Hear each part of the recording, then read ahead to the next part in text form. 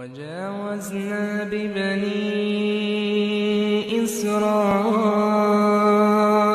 البحر فأتبعهم فرعون وجنوده بغيا وعدوا حتى إذا أدركه الغرق قال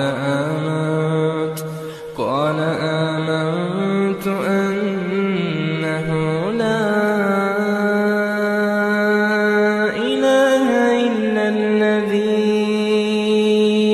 آمنت به بنو إسرائيل